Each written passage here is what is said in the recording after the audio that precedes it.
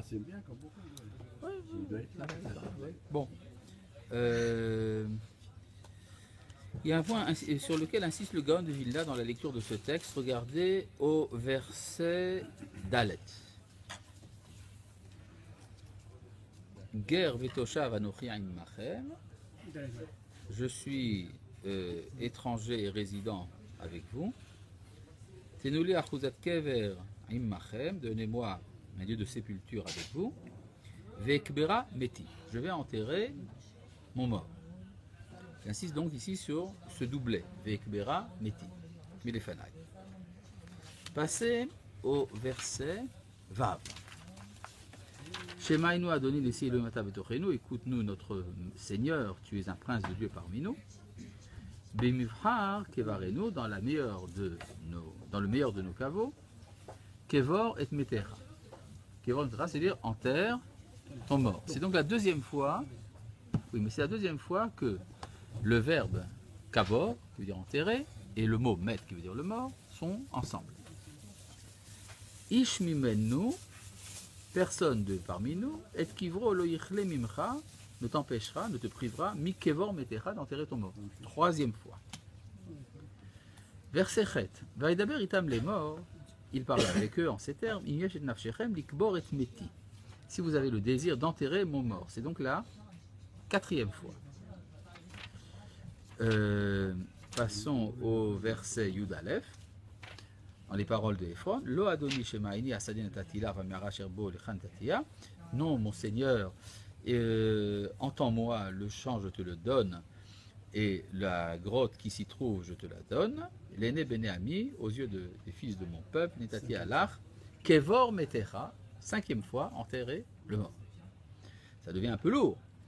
Verset Yud Gimel, à la fin du verset, Veikbera et Meti, Shama, je vais enterrer mon mort là-bas, 6 fois. Et puis après, on arrive au verset Tetvav, Adoni Shemaini Eretz Arba Meot Shekel Kesef Bini Uven Chamaï. Qu'est-ce que c'est que entre toi et moi 400 cycles d'argent? Ve'et Metra, Kvor, et ton mort, enterre-le. Combien de fois? 7 fois. Ça devient, ça met la puce à l'oreille. Qu'est-ce que ça veut dire? 7 fois enterrer le mort. Il y a quand même aussi une petite différence, c'est que dans les 6 premières fois, le verbe likbor est en premier et le mot met est en deuxième. Et là, dans la 7e fois, c'est le contraire. Metra, kvor. Donc il y a ici quelque chose qui se passe. Et le Gaon de Vilna nous dit que c'est un des lieux où il faut interpréter la Torah par allusion, ce qu'on appelle le remez, darke remez sheba mikra. Et de quoi s'agit-il? C'est que qui Abraham veut-il enterrer dans la Meharat Amarpela? Sarah seulement? Non. Il veut s'enterrer aussi lui-même un jour, Lui aussi. ainsi que Yitzhak. Oui, mais il veut enterrer des gens là-bas. Donc les gens qui seront enterrés, c'est d'abord Sarah, mais après ce sera Abraham, ainsi que Yitzhak et Rivka, et Yaakov et Léa. Ça fait 6. Sarah, Abraham, oui, Sarah, Abraham, Yitzhak, Rivka, Yaakov et Léa, ça fait 6. Et Rachel? Bah non, elle n'est pas enterrée là-bas. Et Adam et Chava étaient déjà enterrés, donc c'est pas dans le projet. Il savait Peut-être qu'il savait que la fête de... Oui, Mais dans le Tornit. Donc il savait peut-être non, ça. c'est l'intention de la Hashgacha surtout. C'est l'intention de la Providence, effectivement. Dans la Meharat Amarpela, sont à enterrer dans le futur Sarah, et puis jusqu'à finalement 6 personnes. C'est ça? C'est que Adam et Chava, selon la tradition, étaient déjà enterrés là-bas, donc Abraham n'avait pas l'intention de les enterrer. Et donc il y a 6 personnes à enterrer, donc ça, Vekbera et Tmiti. Mais vous connaissez la tradition qui est que la tête de Esav est également enterrée là-bas. Ce qui s'est passé, c'est que, vous connaissez le Midrash, lorsqu'on veut enterrer Yaakov, arrive toute la délégation d'Égypte avec le sarcophage de Yaakov, et puis se tient à la porte Esav, qui dit, ici on n'enterre pas. Ah bon, pourquoi? Parce que c'est à moi. J'aurais dû me marier avec Léa, donc c'est à moi, je suis le fils d'Yitzhak, petit-fils d'Abraham, donc c'est à moi. Et oui, il dit, mais tu as vendu ton droit d'aînesse. Ah bon, j'ai vendu, où est-ce que c'est écrit? Tu as signé. Oui, le contrat, on va le chercher, il est en Égypte. Et on envoie Naphtali faire la course pour aller jusqu'en Égypte pour ramener le contrat. Entre-temps, tout le monde attend. Il y a le fils de Dan, qui s'appelle Hushim, qui était sourd. comme il était sourd, il était bête. Et comme il était bête, il commençait à s'énerver, il faisait chaud, il a dit, et alors on l'a montré à Esav, il a compris que Esav cassait les pieds, il a lancé une pierre sur Esav, et donc, ou les yeux, ou en tout cas la tête, peut-être, enfin, de Esav a roulé dans la tombe de Yaakov. Ce qui fait qu'il y a, en plus des 6 morts, il y en a un 7e. C'est la tête de Esav. Bon, pourquoi précisément la tête? Ça veut dire que dans la civilisation de Esav, il y a un élément qui, lui, reste pur, qui est la tête. Et c'est seulement les actes, c'est figuré par le corps, qui est dépréciable.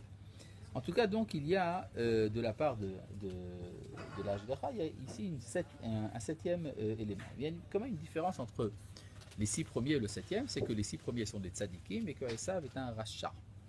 Or, les Chachamim nous ont dit que les tzadikim, même lors de leur mort, sont des vivants. Afilou, b'mitatam, ikraim chaim. Donc, un tzaddik, par définition, ne peut pas être appelé mort.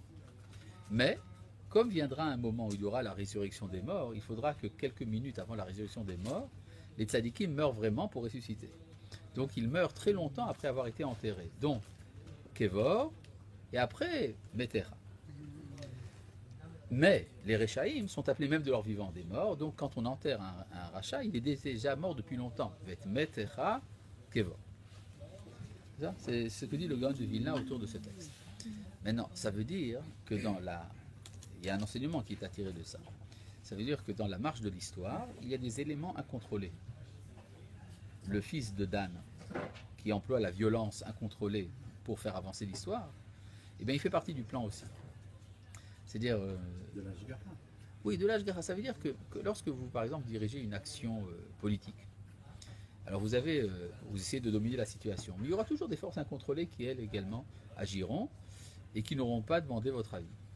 Et qui feront agir les choses. C'est pour ça que la Gemara dit que lorsque Hushim ben Dan a tué Esav, Yaakov a souri. A souri pour acquiescer. Bon, tout ça c'était pour en finir avec le chapitre Kaf Gimel que nous avons étudié beaucoup plus en détail la dernière fois. Je sais bien que pas tout le monde était là pour faire. Pourquoi les 7 fois sont complétées par Ephron? J'avais compris que les 7 fois, c'était Abraham qui disait le métier. C'est pas Abraham qui a dit les premiers non plus. Par exemple, le deuxième, c'est les habitants de Chet, c'est les Chétites qui disent. Oui, mais c'est la Torah qui le dit. La Torah, elle parle au nom d'Abraham, des Bénéchet, de Ephron, de tout le monde. L'Ashgacha se manifeste par l'état de bio. Bon. Une fois que nous avons donc fini avec le chapitre Kaf Gimel, je voudrais qu'on entame, je pense que c'est tout à fait logique d'entamer le chapitre Kaf Dalet, ce qui vient juste après. Fais passer la chaise. Je fais passer la chaise.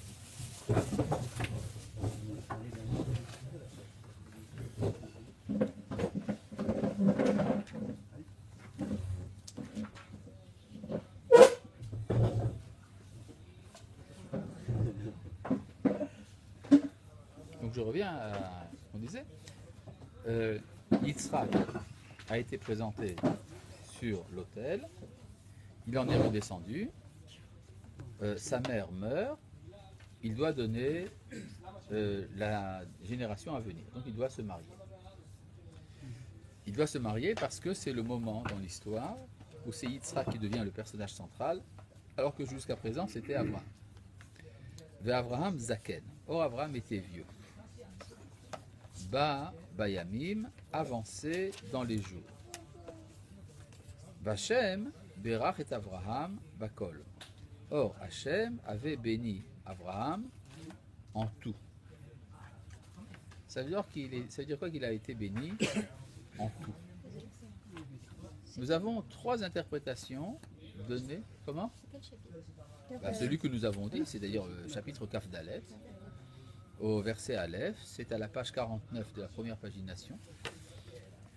Et c'est à la 3e ligne, 3e et 4e ligne, Avraham Zaken Babayamim, Vachem Berach et Avraham Bakol, Dieu avait béni Avraham en tout. Ça veut dire quoi qu'il l'a béni en tout? Il y a, à ce propos, chez les Chachamim, 3 interprétations différentes. La première, qui est donnée par Rachid, est qu'Avraham avait une fille, et que cette fille s'appelait Bakol. Bakol, ce qui est à rapprocher par exemple d'autres noms du même genre. Par exemple en français vous avez Nicole. Alors, ça peut être Bakol, ça ressemble un peu. Simplement pour assimiler. D'accord? Donc, Abraham avait une fille qui s'appelait Bakol. Le Ramban explique que lorsque les Chachamim ont dit qu'Abraham avait une fille, ça ne voulait pas dire qu'il avait une fille. Mais que le mot bat signifie un réceptacle. Effectivement, le mot bat désigne un récipient d'environ 20 litres qui était utilisé dans l'Antiquité. Ça veut donc dire que quand on dit qu'il avait une fille, ça veut dire qu'Abraham était quelqu'un de global. Il avait cette capacité de recevoir tout le monde. Il était le récipient, si vous voulez, de tout. Donc ça ne veut pas dire qu'il avait une fille. Les Chachamim ont dit qu'il avait une fille, mais ça ne veut pas dire qu'il avait une fille. Deuxième interprétation, qui dit que Bakol, c'est-à-dire qu'il avait un fils. Et d'ailleurs, la guématria du mot Bakol, c'est Ben. Donc ça veut dire qu'il avait un fils. Troisième interprétation, c'est Bakol, il était béni en tout, c'est qu'il n'avait pas de fille. D'accord ? C'était une bénédiction pour Abraham de ne pas avoir de fille. D'accord ? Quoi ? Et non que des filles. Mais d'accord. Maintenant, donc quelle que soit l'interprétation qu'on accepte, en fait, ça veut dire qu'Abraham n'avait pas de fille. Puisque la première qui dit qu'il avait une fille, le Ramban nous dit que ça ne veut pas dire qu'il avait une fille. La deuxième, qu'il avait un fils, donc c'est pas une fille. Et la troisième interprétation, il dit que la bénédiction, qu'il n'avait pas de fille. Donc c'est qu'il n'avait pas de fille. C'est-à-dire que tout le monde est d'accord pour dire qu'Abraham n'a pas de fille. Et on peut se demander, mais en quoi c'est une bénédiction, puisque c'est toute personne qui a une fille, c'est que c'est une bénédiction d'avoir des filles. Alors pourquoi est-ce que les Chachamim ont dit que c'est une bénédiction qu'il n'avait pas de fille? Il n'a pas eu à la marier. Exactement. C'est-à-dire que si Abraham a une fille, ça veut dire qu'il doit la marier. S'il doit la marier, il va donc introduire un élément étranger à l'identité d'Israël dans sa famille, alors que cette identité n'existe pas encore. C'est-à-dire que pour fonder l'identité d'Israël, il faut que ça se passe en vase clos. Donc, tant que n'est pas né Yaakov, il est interdit qu'il y ait une fille dans la famille. Donc ça vous explique ce qui se passe avec Dina. Dina est l'expression justement de cette 13e tribu qui fait intervenir les nations dans l'élaboration de l'identité d'Israël. C'est-à-dire, étant donné que Yaakov existe, alors on peut introduire des éléments de l'extérieur. Et donc c'est une bénédiction que Yaakov ait une fille. Mais pour Abraham, surtout pas. Vous avez compris? D'accord. Bon. Donc c'est important, il n'a pas de fille. Vayomer Avraham el Avdo, Zekan Beto Amoshel Bechol Asherlo, Simna Yadecha Tachat Yerichi. Avraham dit à son serviteur, le doyen de sa maison, qui qui gérait tout ce qu'il avait, mets ta main sous ma cuisse. Qu'est-ce qu'il y a sous la cuisse? Il y a l'organe sexuel. C'est-à-dire que ce que dit Abraham à son serviteur, prend cet objet, qui est un objet de sainteté. C'est dans la famille d'Abraham. Quand on fait prêter un serment à quelqu'un au tribunal, on lui donne un Sefer Torah en main, ou des téphilines. Et à l'époque d'Abraham, le seul objet de sainteté sacré, c'est la brite. C'est-à-dire que dans la famille d'Abraham, l'engendrement, c'est le sujet central, c'est le concentré de tout ce qui est saint dans le monde. Donc si Abraham veut faire prêter serment, son serviteur doit prendre la Brit Mila, n'est-ce pas? C'est-à-dire c'est pas très esthétique, effectivement, mais c'est parce que nous ne vivons pas dans le monde dans lequel vivaient les Havot. Je te ferai jurer au nom de Dieu, qui est le Dieu du ciel et le Dieu de la terre. Oui, il est le Dieu du ciel et le Dieu de la terre. Que tu ne prennes pas une femme pour mon fils, des filles des Cananéens parmi lesquels je réside. Tu iras dans mon pays d'origine, dans mon lieu de naissance, et tu prendras là-bas une femme pour mon fils Yitzhak. Ça veut dire que dès le départ, Abraham est conscient de la nécessité de fonder la nation d'Israël à partir de la famille d'Abraham. Ça reste pour l'instant en vase clos. Oui. Mais alors, pouvait faire la même chose s'il avait une fille. L'envoyer chercher un khatan dans sa famille. Oui, mais c'est cette partie de la famille qui a dévié du projet hébraïque.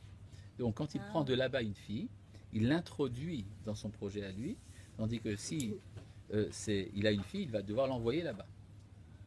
C'est ça? Et d'ailleurs, on voit que tout le problème, c'est de savoir qui va aller habiter chez qui.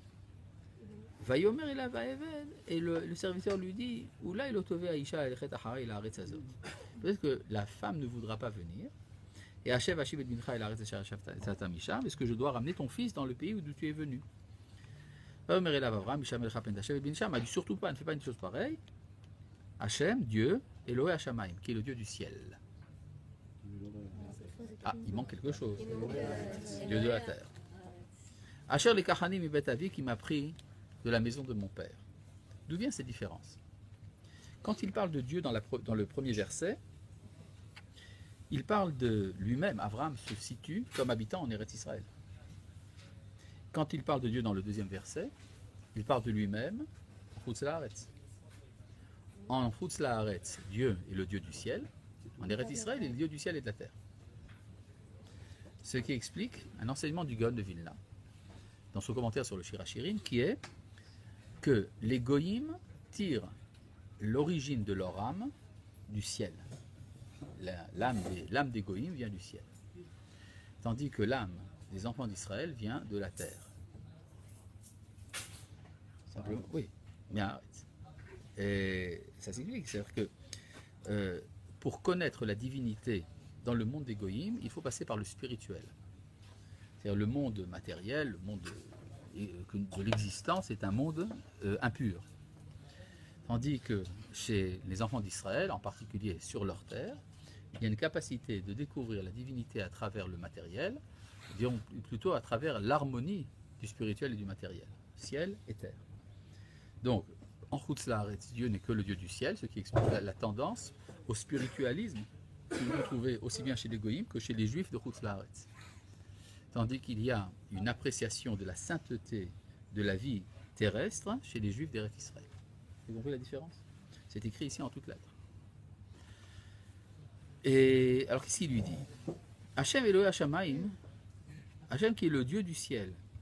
Hashem les Kachanim ibet avi qui m'a pris de la maison de mon père, ou Meretz Moladeti du pays de ma naissance.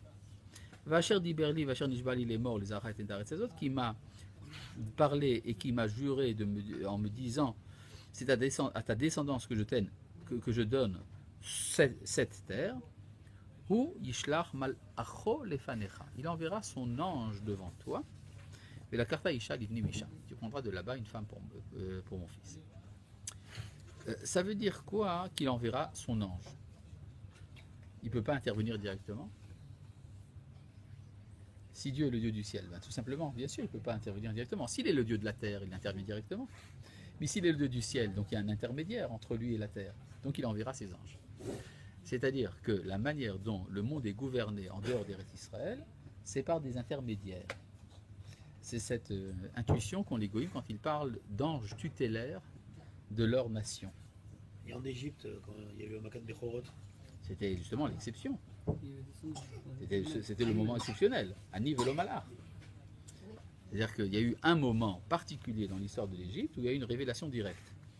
Et ça pour des raisons que nous devrons étudier si un jour nous arrivons à l'étude du livre de Shemot.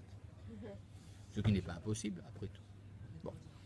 Mais également, après le veau d'or, Oui. Hachem a dit J'enverrai un ange. je t'enverrai un ange. Oui, pour je ne conduire. peux pas vous supporter, ça Voilà. vaut pas, il vaut mieux pas. Donc, voilà. Et Moshe là-bas se révolte. Ouais. Il s'insurge contre ça. Exactement. Donc il lui dit, t'en fais pas, il y aura un ange. Ve'im lotove aisha lalechet acharecha, et si la femme ne veut pas venir après toi, vinikita mishwatizot, tu seras acquitté de mon serment, rak et beni lotashev shama, seulement ne ramène pas mon fils là-bas. Donc il lui fait la promesse. Maintenant, ça veut donc dire que il y a une ashgacha particulière, une providence particulière qui passe par les anges en Chutz La'aretz, et Abraham a promis qu'un ange viendra. Alors là, nous allons devoir faire un jeu qui est cherchons l'ange. Ça, le récit qui vient après est un récit connu. Comment est-ce que le serviteur d'Abraham va chercher Rivka? Et là, nous allons devoir découvrir où se cache l'ange dans le récit. Ben, c'est le nom. Le nom de ce serviteur est dévoilé après. Non, Parce que c'est- jusqu'à présent, on Oui. ne donne pas le nom du Oui, serviteur. et vous dites qu'après il est écrit? Ah oui, où est-ce qu'il est écrit? Trouvez-le-moi. Plus tard, Je vous mets à défi. comment il s'appelle Eliezer Non, Eliezer. bah absolument pas. Tout ça c'est décrit dans la tradition orale, mais c'est pas dans la tradition, c'est pas dans la Torah. Ah bon Dans la Torah, le nom du serviteur n'apparaît jamais. Ah ouais. Comment on sait que c'est Eliezer? Si, c'est Les Eliezer. racines. Oui, mais d'où est-ce que Rachi sait ça? Il le sait de la Gemara, mais d'où est-ce que la Gemara elle le sait? Oui, mais d'où les Midrashim le savent? Et tout simplement parce que dans la paracha de l'Ech Lecha, Abraham dit que celui qui gouverne sa maison s'appelle Eliezer. Donc c'est par analogie qu'on dit, bon, puisque là-bas il s'appelle Eliezer, c'est donc le même. Mais c'est Mais- pas forcément. Mais rien dans le pshat ne nous oblige à dire ça. D'accord? On recherche le malach. Mais non, ce que nous allons chercher, c'est le malach. C'est peut-être dans le Kitsur Derer. Je crois que ça a mis son voyage a mis très peu de temps. Mhm. Donc peut-être que là, on voit une Il faudrait intervention. pouvoir. En tout cas, je veux dire, moi, ce que j'ai appris de mes maîtres, c'est que pour savoir ce que dit la Torah, Faut la lire. il faut lire la Torah. Donc ma proposition, que je pense est une proposition honnête, c'est que nous lisions le texte. D'accord? Bon.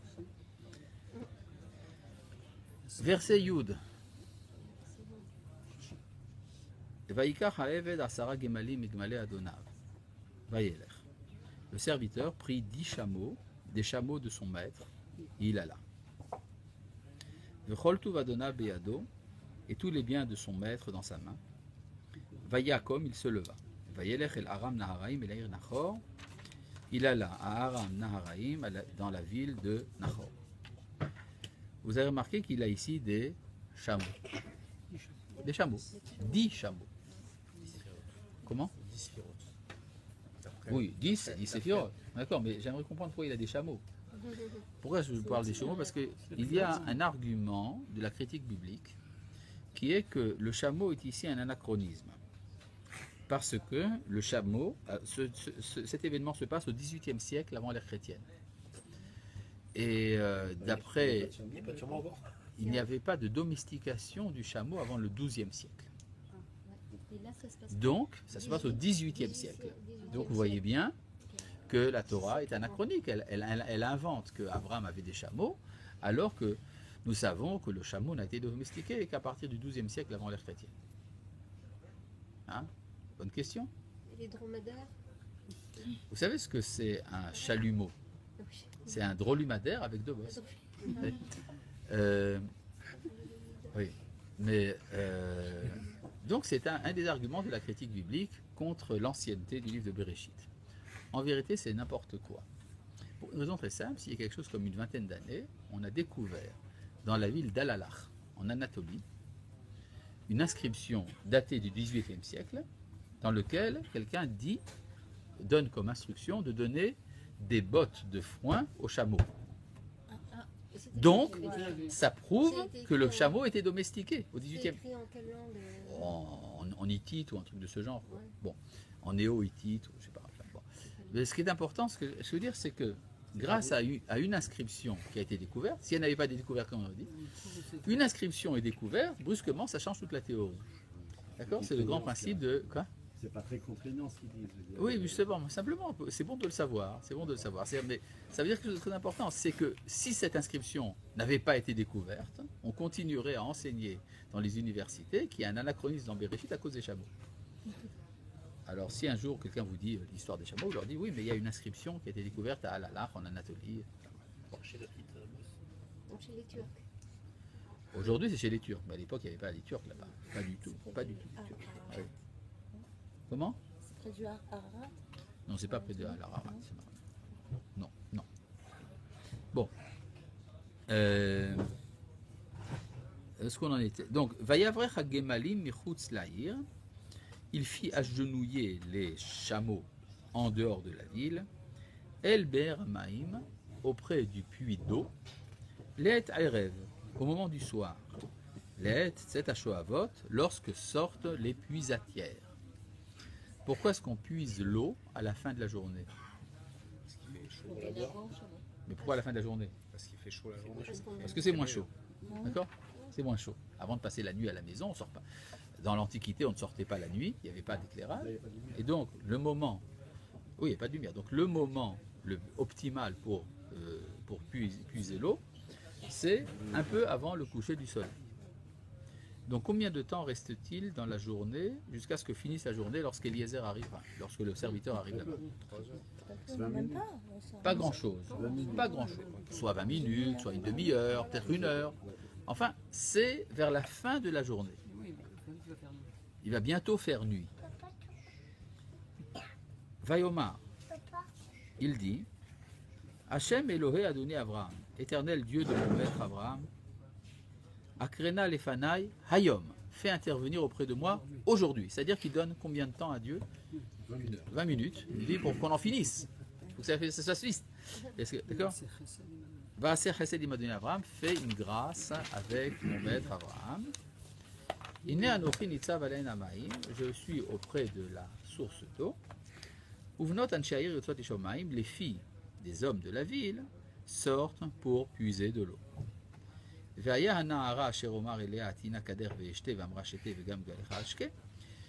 jeune fille à laquelle je demanderai de me donner à boire et qu'elle dira je donnerai à boire également à tes chameaux, c'est elle que tu as prédisposée à ton serviteur Yitzhak. Uva Eda qui asita chesed imadoni, je saurai que tu as fait une grâce avec mon maître. Donc, qu'est-ce que recherche le serviteur dans la femme digne de Yitzhak? Un miracle. Non, mais quelle qualité il veut qu'elle ait? Se servir. Quelle est le chesed, la bonté, la générosité? Qu'elle donne, qu'elle soit... Pourquoi ça plutôt qu'autre chose? Il y a beaucoup de qualités qu'on peut chercher chez une jeune fille. Pourquoi préciser? Faire partie d'abord Abraham, qu'elle fasse partie de la maison d'Abraham. Il n'y a pas besoin de ça, justement. Abraham déjà a enseigné le chesed dans la famille. Qu'elle fasse la contrepartie avec. Qu'elle fasse la contrepartie d'Yitzhak. Voilà. Lui, il est coulo. Étant donné que Yitzhak, il est Midat Adin, donc il a besoin d'être complété par la Midat HaChesed. D'accord? Tandis que chez Abraham, qui lui avait la Midat HaChesed, sa femme était au contraire Midat Adin. C'est ce que dit Sarah toujours. Yishpot Hashem beni uvenecha. Sarah exige la justice, tandis que Rivka, c'est elle qui fait la bonté. D'accord? C'est pas simplement parce que dans la famille d'Abraham on enseigne le chesed, c'est justement parce que Yitzhak est à l'opposé de ça. Donc il dit, puisque c'est d'Yitzhak dont il est question, il faut qu'elle soit dans la Midat HaChesed. C'est pas n'importe qui ce serviteur, c'est quelqu'un qui connaît l'enseignement d'Abraham et qui cherche ce qu'on appelle l'unité des valeurs. Pourquoi dans Nahara, il n'y a pas de haie déjà? Pourquoi dans Nahara il n'y a pas de haie?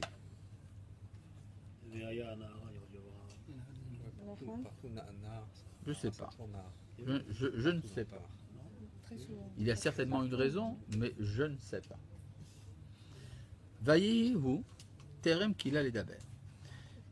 À peine avait-il fini de parler, Vine Rivka yotzet, voici que Rivka sort, Asher Yulda Liftuel ben Milka, qui avait été enfanté à Bethuel, fils de Milka, et Shet Nachor Achi Avraham, femme de Nachor, frère d'Avraham, de Chadal Shirma, avec sa cruche sur son épaule. Vanahara Tuvat Mar'e, Meod, elle était très belle. Betula, elle était vierge. Ishlo Eda, elle n'avait été connue d'aucun homme. Vatere Daïna, Elle était très jeune. elle était très jeune. Non, peut-être c'est peut-être pour ça qu'il n'y a pas de haie. Elle a pas Ah, l'âge ça de c'est Nahara. c'est possible. Vatemale Chada Vataal, elle fait monter sa cruche, elle remonte. Vayarot Saeved Likrata, le serviteur court à sa rencontre. Vayomer Avina Meat Maim Kader, il lui demande donne-moi un peu d'eau de ta cruche, Vatomer Shte Adoni, etc. Donc tout se passe comme il faut. Et au verset 13, Vatomer Shte Adoni, elle lui bois mon maître, Vatemaher, elle s'empressa. Vatored Kada Aliada Vatashkeo, elle fit descendre sa cruche et lui donna à boire. Vatechal et Ashkoto, elle finit de lui donner à boire. Vatomer Gam Migmalecha Eshav, elle dit je vais également donner à tes chameaux, à Kilusha, jusqu'à ce qu'ils finissent de boire. Vatemaher, elle s'empressa. Pourquoi deux fois elle s'empresse? On va tomber la nuit. Avant la tombée de la nuit, évidemment. C'est puisque le serviteur a prié pour que ça se passe aujourd'hui, donc tout se fait vite. N'est-ce pas? Vater Kiada et la choquette, elle vida sa cruche dans l'abreuvoir, Vatarotso de la Bernishov, Vatisha Bechol Gemalav, elle alla à nouveau boire, chercher dans le puits, etc. En plus, c'est le temps qui correspond bien à Yitzhak, le temps de Mitra comme ça. Oui, c'est le temps de Mincha, évidemment. C'est le temps d'Yitzhak, très bien. Maintenant, la question qui se pose, où est l'ange?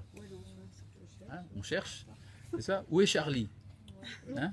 Alors, où est l'ange? Pour l'instant, on voit, il y a le serviteur, il y a Rivka, il y a les chameaux. L'ange, Wallo. N'est-ce pas? Voyons la suite. Verset Kafalef. Veaïsh et l'homme. Ah, c'est là la question. Jusqu'à présent, on l'appelle le serviteur. Brusquement, il a un nouveau nom.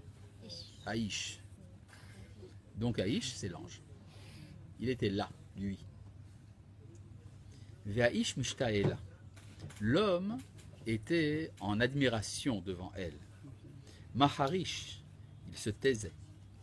La date pour savoir Aitzliach Hashem Darko Imlo, si Dieu avait réussi son chemin ou non.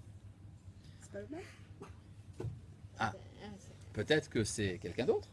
C'est-à-dire, il est là pour accompagner. Abraham a dit à son serviteur, t'en fais pas, il y aura avec toi un ange qui ira devant toi. Et on se demande où est-ce qu'il est, on trouve brusquement qu'il y a quelqu'un qui s'appelle Haïch. Pourquoi ne pas supposer que ça serait l'ange, tout simplement? Donc il est là, l'ange, pour faire son travail. Parce que peut-être que le serviteur est inspiré. Dès qu'il voit Rivka faisant ce qu'il a demandé lui, il a demandé qu'elle l'abreuve et qu'elle abreuve aussi ses chameaux. Donc il est devenu homme. Quoi, l'ange? Non, lui, le serviteur. Le serviteur. Il est devenu l'homme. C'est-à-dire que c'est lui qui devient un ange. Ouais. Alors, c'est vrai que les anges qui sont avec nous, ils sont en nous. Enfin, c'est quand même un dédoublement. Ah oui. Alors, avant de voir le détail de ça, regardez une petite seconde, un peu plus loin, au verset...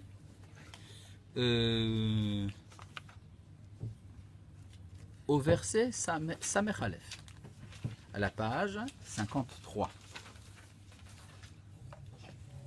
Au verset Samech Aleph. Vatakom Rivka venaarotea. Rivka se leva avec ses jeunes filles. Vatirkavna ala gemalim. Elles enfourchèrent les chameaux. Vatelachna achare ish. Elles allèrent après l'homme. Vaïkach haeved et Rivka vayelach. Et le serviteur prit Rivka et alla.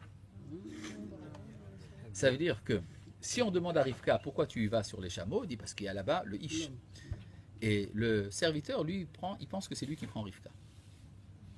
C'est-à-dire qu'en fait, il est complètement déconnecté de ce qui se passe en vérité. C'est-à-dire, il y a, en parallèle du Eved, il y a un Ish. Et le Eved en question, lui, il est tout à fait pragmatique, il ne comprend rien à ce qui se passe en vérité. D'accord ? Maintenant, une fois qu'on a compris ça, on peut rentrer dans le détail. Regardez au verset Kafbet. Vayehi kasher kilo agmalim lishtot.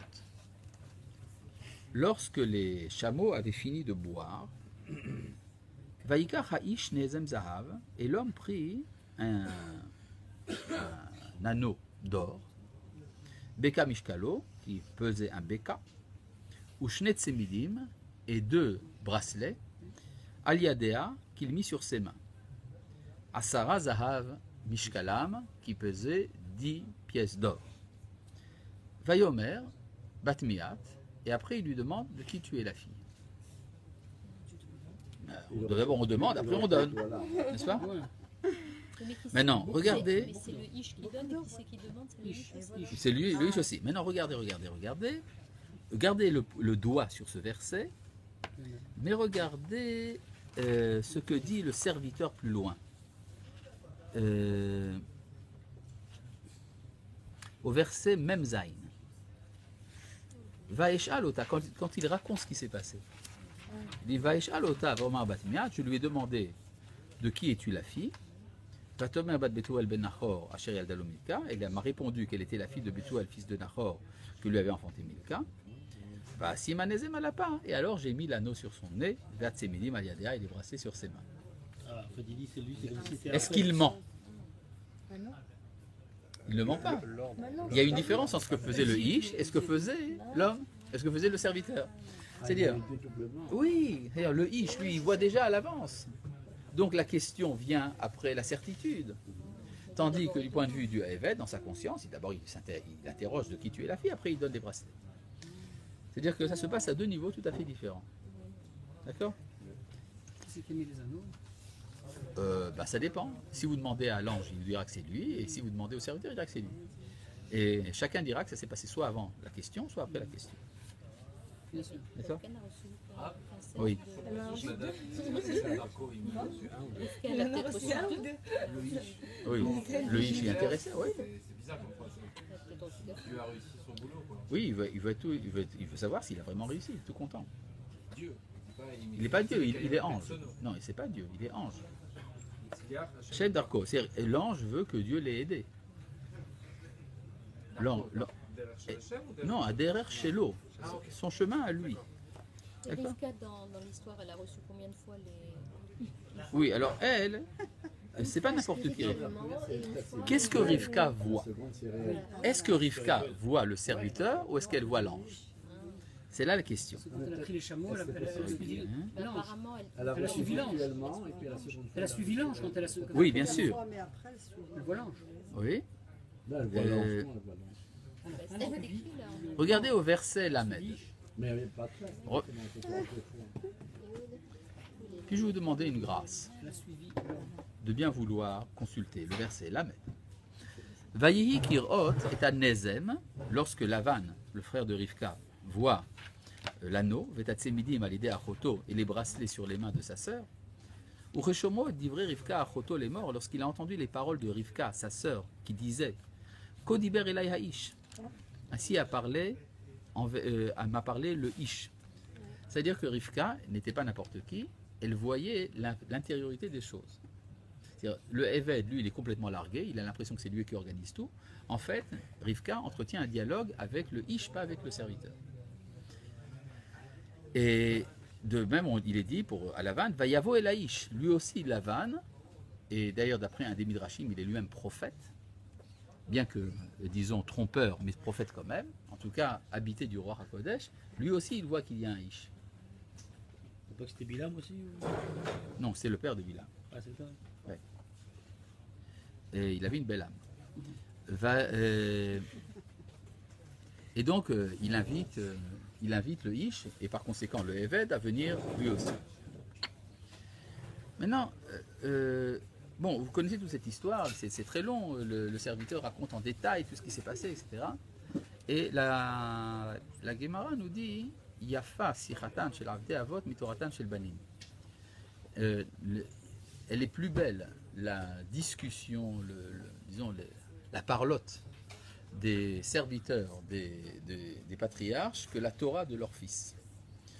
C'est-à-dire qu'il y a des halachot très importantes qui sont dérivées d'un tout petit, de quelques lettres de plus ou de moins dans la Torah.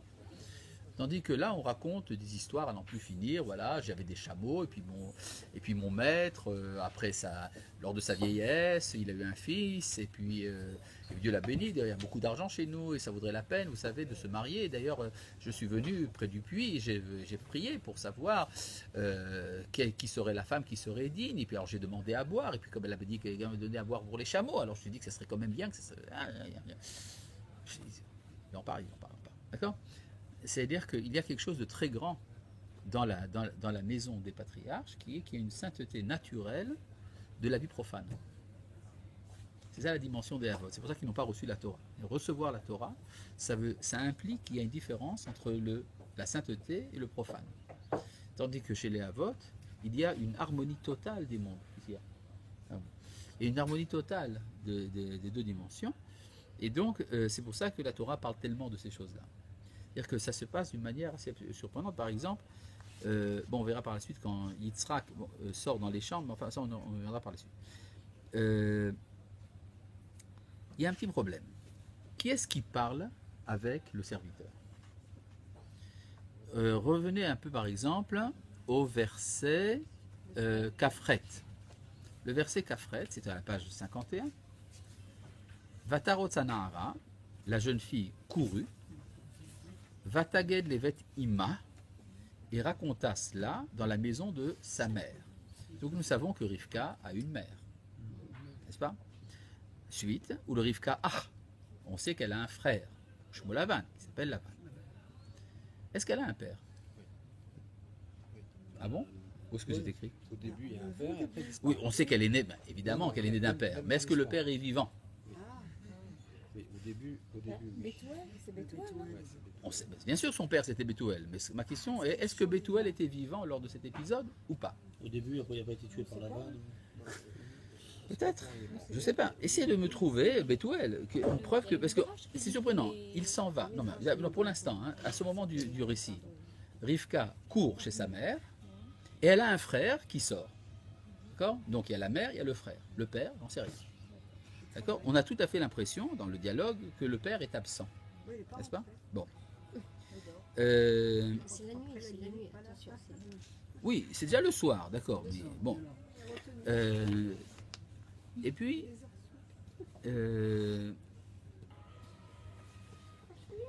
verset même tête. Regardez au verset même tête. Verata. Verset même tête. Même tête, c'est plus bas. Voilà. Encore un peu plus bas. Encore un peu. Voilà, très bien. Vayan. Ve'ata im yeshrem osim chesed ve'emet et adoni agiduli. Et présentement, si vous faites grâce et vérité avec mon maître, dites-le moi. C'est-à-dire si vous acceptez le mariage. Vimlo, et sinon, hagiduli, dites-le moi. Et finalement, je m'adresserai à droite ou à gauche. C'est-à-dire j'irai chez quelqu'un d'autre. Vayan, Lavan Uftuel. Et alors Lavan répondit, et Bethuel. La forme grammaticale n'est pas claire. Lavan, c'est un singulier. Vayan, c'est un singulier. S'il s'agit de Lavan et de Bethuel à la fois, ils devront dire Vayanu. À part ça, étant donné que Bethuel est le père, on devrait dire que Vayanu, Bethuel ve Lavan. Comment se fait-il que Lavan est le premier à apparaître? Alors la Gemara nous dit qu'il était insolent. Il parlait en premier avant son père. D'accord? Oui, mais enfin, il y a quand même quelque chose de bizarre. Et bon, donc Lavan et Bethuel disent d'accord, Vayomeru, mais Hachem Yatsa Davar. Donc ça veut dire que Bethuel est vivant, n'est-ce pas? Après, regardez au verset Nun Gimel. Vayotse Aevet Kelechesef Uchlezav Uvgadim. Le serviteur fit sortir des ustensiles d'argent et d'or et des vêtements, Vaïten les Rivka, qu'il donna à Rivka. Ou Migdanot, des friandises, Nathan le Achia ou l'Ima, il les donne à son frère, à sa mère. Et le père, il n'est pas là. Alors la Gemara dit, Bethuel est mort le même jour. Empoisonné, c'est-à-dire qu'il y a eu un inversement des assiettes, on a voulu empoisonner le serviteur, finalement, il dit, ah, c'est bien, et donc il est mort le jour même. Et donc Rivka part se marier avec Yitzhak le jour de la mort de son père. D'accord? Bon, c'est possible. Mais il y a quelque chose. Elle est dans la maison de sa mère, c'est-à-dire que Oui, ils étaient séparés, les femmes avaient leur maison. C'est possible, oui, c'est les hommes possible. aussi avaient leur maison. Mais en tout cas, lors du repas, il y a ici quand même Lavan et Bethuel. Et puis brusquement, Bethuel disparaît, il y a le frère, il y a la mère. Comme avant. C'est-à-dire s'il n'y avait pas ce Bethuel, on pourrait penser que Bethuel n'était pas vivant. D'accord? À mon sens, c'est une théorie à moi, je pense que Bethuel n'était pas vivant. Déjà d'avant. Comment? Oui, dès le début. Dès le début. Et pour vous expliquer ça, je voudrais vous raconter une petite histoire. Vous voulez que je vous raconte une histoire? Quoi qu'il n'était pas vivant. Oui. Tu veux Donc raconter? mort. Donc mort. Oui, en général. Oui. Je crois que ça ne va pas ensemble. C'est-à-dire soit vivant, soit mort. En général. Bon. Mais là, pour vous faire comprendre mon intention, je vais d'abord vous raconter une petite histoire. Vous voulez une histoire? Oui. Oui, très bien. C'est pas la peine de croiser les bras. Il y avait, vous avez entendu parler de Sri Aurobindo. Sri Aurobindo était un hindou qui avait reçu son éducation en Angleterre, un peu à la manière de Mahatma Gandhi. Début du XXe siècle. Et il avait grandi en Angleterre, il avait reçu une éducation à l'anglaise, il connaissait très bien la philosophie, et puis un jour il a eu un mouvement un peu semblable à celui de Gandhi d'ailleurs. Il a fait une sorte de teshuva, un retour aux sources de l'hindouisme. Mais comme il était très cultivé et qu'il avait passé par la philosophie, il ne pouvait pas vraiment être idolâtre à la manière des hindous. Alors il a construit tout un système de philosophie indienne, et il a fondé pour cela une ville, un village qu'il appelait Auroville, près de Pondichéry en Inde, et dans lequel il a développé un système de spiritualisme, de méditation, en collaboration avec une juive de la famille Al-Fassi, de culture française, de très haute culture française, et qu'on appelait dans l'ashram qu'il a fondé, on l'appelait la mer. C'est-à-dire que Aurobindo vivait très retiré dans l'intérieur de son monastère, et il y avait toute la communauté autour qui travaillait, qui avait donc son autonomie économique, et tout cela était dirigé par cette femme qu'on appelait la mère. Et lorsqu'il y a eu la Deuxième Guerre mondiale, Sri Aurobindo a pris position pour les Alliés contre les forces de l'Axe. Il a dit c'est la dernière lutte entre le bien et le mal. Et lorsqu'il y a eu la victoire des Alliés après la Deuxième Guerre mondiale, on a demandé à Aurobindo est-ce que le bien a vaincu le mal? Il a dit, pour vous répondre, il faut attendre l'année 1967. Entre-temps, il est mort. Mais en 1960, la mère a continué à diriger l'ashram. J'ai des témoignages directs de ce que je vous raconte, ce n'est pas des histoires. C'est des histoires absolument que j'ai vérifiées avec les personnages concernés. Et en 1967, il y avait un Israélien qui était donc dans le village d'Auroville. Il était un officier israélien, et quand il a entendu que la guerre venait d'être déclarée en Israël, il a dit « je quitte tout de suite pour faire la guerre ». Mais avant de partir, il a demandé la bénédiction de la mère. Alors la mère lui a mis les mains sur sa tête, et au moment de le bénir, l'esprit d'Aurobindo est apparu et a parlé avec sa voix de la bouche de la mère, pour dire « toutes les nations mentent, sauf le peuple d'Israël ». C'est-à-dire qu'il y a des moments importants dans l'histoire où des esprits reviennent pour décider d'un moment important. Et on raconte également, il y a une tradition comme ça dans nos livres à nous, que lors des mariages, les âmes des générations passées arrivent à la choupa. Donc c'est ça qui s'est passé. Vayan Lavan, Ouftuel, alors Pétuel est arrivé pour dire mais Hachem Yatsa Adavar. Mais en fait, il était déjà mort depuis longtemps.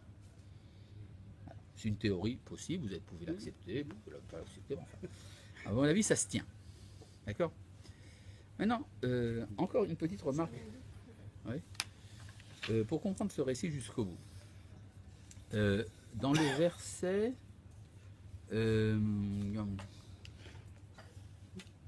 dans le verset Yudbet, ça nous ramène un peu en arrière à la page 49. Je suis désolé de vous faire tant d'exercices physiques. Au verset Yudbet. Vayomar Hachem Elohe Adoni Abraham. Il dit ô Éternel, Dieu de mon maître Abraham. Donc à qui s'adresse-t-il? À Dieu. Maintenant passez à la page 52.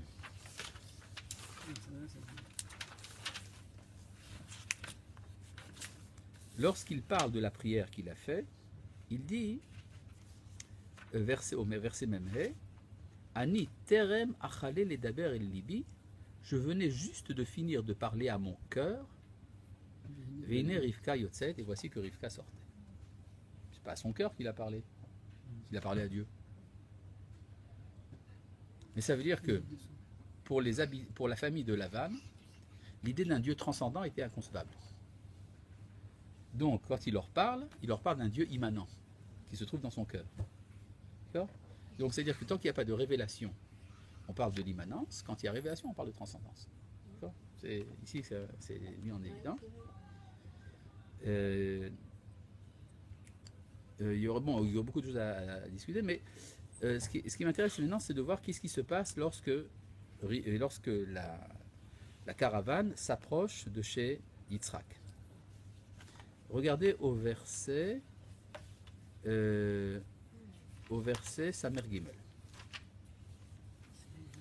Vayetze Yitzhak la suach basade lifnot arev. Verset Samer Gimel. Vayetze Yitzhak la suach basade lifnot arev. Difficile à traduire, une des traductions possibles. Yitzhak sortait pour discuter. La souar, c'est discuter. Vous avez se promener dans les champs un peu avant le soir, c'est-à-dire en après-midi, c'est l'heure de la prière de Mincha, évidemment, qui est celle de Yitzhak. Mais les Chachamim ont dit que ça veut dire qu'il allait discuter, c'est-à-dire qu'il est allé faire la prière de Mincha. Oui, il n'y a pas écrit qu'il faisait la prière. Il y a écrit qu'il était allé discuter. Ça revient donc à cette idée que chez les Havot, la vie naturelle, c'est ça la sainteté. Chez nous, ça se traduit par une prière. Mais chez Yitzhak, ce n'est pas une prière. Il se promène parmi les buissons, sirim. D'accord ? Se promener parmi les buissons, c'est ça sa prière. Vaïssa Enav, il lève les yeux. Vayar Vineg Malim Baim, il vit des chameaux qui arrivaient. Vatissa Rivka et Ainea, et Rivka lève les yeux. Vateret Yitzhak. Elle vit Yitzhak, Vatipol Me'al Gamal, elle descendit du chameau, Vatomer El Eved, elle dit au serviteur, Mia Ish. Qui c'est cet ange? Al-Lazé Aoler Vasadeh, je le connais. Il était déjà tout le temps là-bas. C'est-à-dire, elle discerne dans Yitzhak l'ange qui était venu. L'accompagner. D'accord? Vayomer à Eved ou Adoni, et le serviteur dit, c'est mon maître. Lui, il ne comprend rien. D'accord? Bon, regardez au verset Samervav, c'est génial ce qui est écrit là. Vayesaper à Eved le Yitzhak et Kol Advarim Asher Asa. Il a raconté tout ce qu'il avait fait. Ce que la Torah aurait très bien pu dire tout à l'heure également, quand il a parlé chez Lavan. D'accord? Mais à partir du moment où il revient chez Yitzhak, ses paroles n'ont plus d'importance. D'accord? Vaïvé à Yitzhak à Oela Sarah Imo. Yitzhak l'introduit dans la tente de Sarah, sa mère. Vaïkar. Est-ce qu'on ne savait pas que Sarah c'était sa mère? Pourquoi est-ce qu'on a besoin de dire qu'il l'a mis dans la tente de Sarah, sa mère? Sarah c'est sa mère, on le sait. Alors pourquoi les Chachamim ont dit qu'il a découvert en elle sa mère? Ce qui correspond à ce que disent les psychologues, qu'on cherche à se marier avec quelqu'un qui ressemble à sa mère. N'est-ce pas? Et étant donné que la mort de Sarah, c'était en fait Mais elle lui ressemble. avoir surmonté le complexe d'Oedipe, n'est-ce pas? Puisque c'est le fils qui a tué sa mère pour faire la volonté de son père. Dans quoi elle lui ressemblait? Parce que vous avez dit que Ah oui, Rivka, dans ses c'était la actions. Alors les fesseur, Chachamim ont et dit Sarah, dans c'était ses la actions. Il m'a assez à dire Rachid. Pas dans son être, mais dans ses actions. Vaïkar et Rivka avec Eloïsha Veyavea. Et alors il prit Rivka, qui fut sa femme, il l'aima, Vaïnachem Yitzhak Achareimo. C'est-à-dire que cette idée qu'on cherche quelqu'un qui ressemble à sa mère, ça se retrouve ici. C'est-à-dire que c'est la réconciliation d'avoir en fait entraîné la mort de sa mère. Puisqu'il a accepté la Kedah et que c'est ça qui a entraîné la mort de Sarah. D'accord? Voilà. C'est en gros le chapitre. Donc voilà, c'est tout pour aujourd'hui.